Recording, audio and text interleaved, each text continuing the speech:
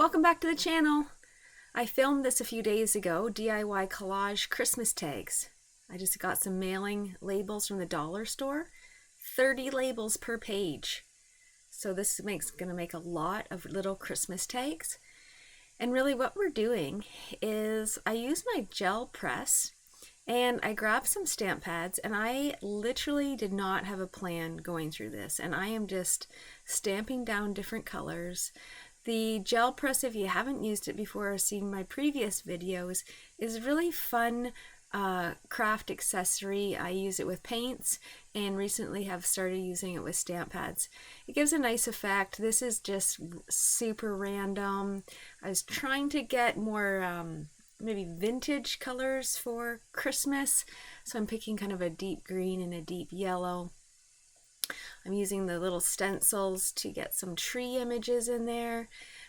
So with the gel press, it's kind of neat because you can take the positive and the negative image of what you're stamping. So that collects the ink on that page, and then when you stamp it down, it leaves the negative of the stencil. So pretty cool. I just use whatever you have. If you have markers, pencil crayons, paints, stamp pads, fill your page with a ton of colors. And I'm using this is a placemat I picked up from the dollar store to use as a stencil.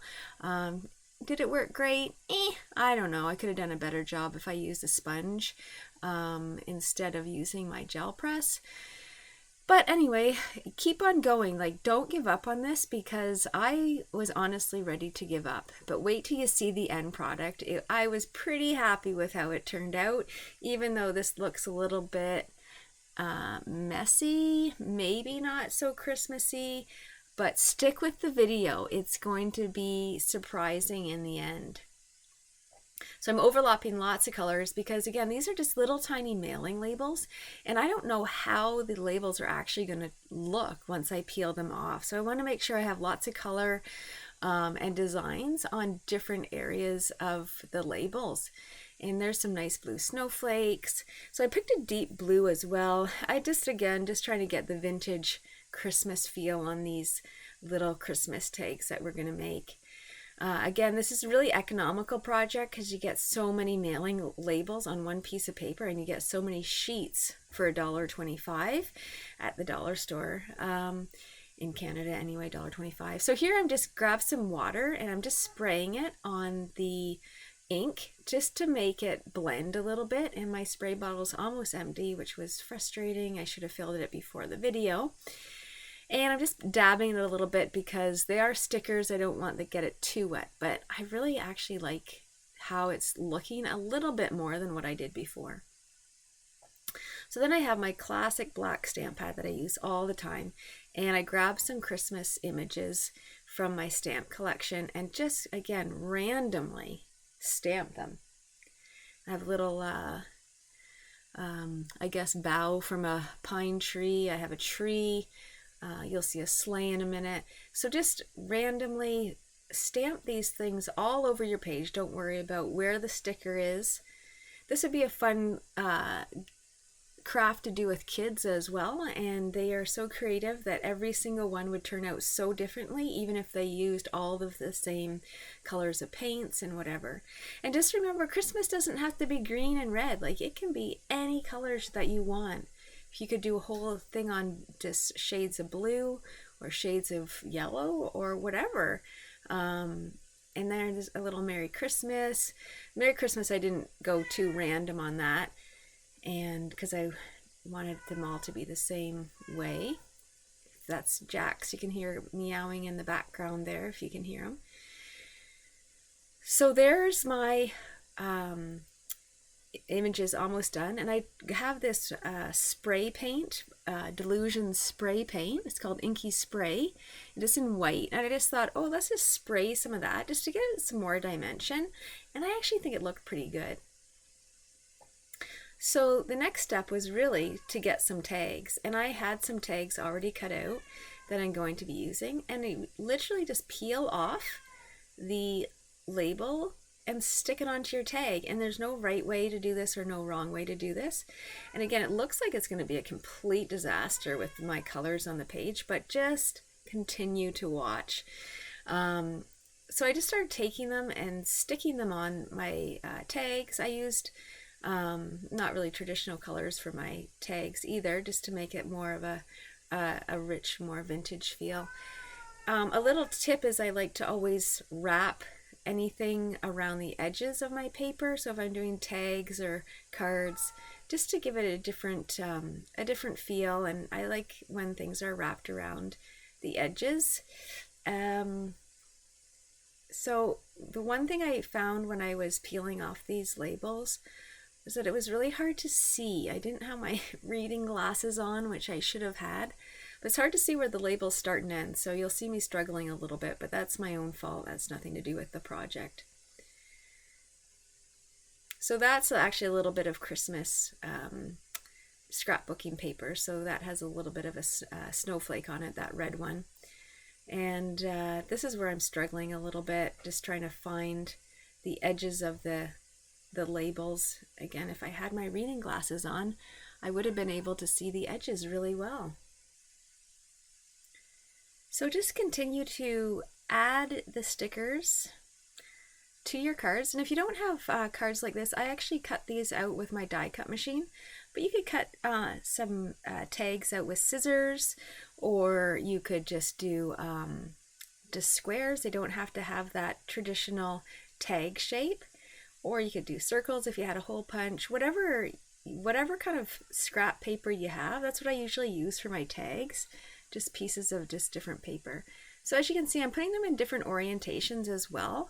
And I'll do the to from either if it fits on the front, or I can always just put it on the back. And again, you can see one of those papers, the red ones there, is double-sided. That's why it has green on the other side. But you can see that they're starting to come along pretty well. And this is, it transforms again. So keep on watching. I add some more steps to this. And I wanted to get a green tag. It's a slightly bigger one, to see what it would look like on a bigger tag. And I've added some stickers then to the green tags, and also some traditional brown tags. I don't remember where I got the brown tags from, or the green tags, to be honest. But you could buy tags like this off of Amazon if you're interested, or maybe even in the dollar store they have gift tags now. So the nice thing about this project is that because they're stickers, you don't have to worry about glue or anything. So even if you did a sheet of stickers in the evening and you went to work, took it to work the next day with a pile of gift tags, you could sit there on your lunch and make your gift tags with no glue, no mess, no anything. And you'd be feeling so good after doing a series of tags. Like if you had enough tags, you could do 30 tags from one page of stickers. That's amazing. And they're all so unique. And I actually didn't think that they would come out this way, because it looked like a jumbled mess of color and ink. And I was pleasantly surprised as they were being peeled off, and each one looked very individual. And again, I was going for that warm vintage feel, and I think I captured that, particularly in the ones that have the deep yellow and reds together. So I started adding some more details with some rubber stamps. So that's what I would suggest doing too if you wanted to. And you'll see how these little tags really transform. So I started picking out the elements that I used on the stickers on the actual tags. And a good tip is to go over the edges of your tags. So that's why I always have some sort of scrap paper underneath what I'm stamping, so I can easily go over the edges and not worry about stamping on a table or stamping on my cutting mat.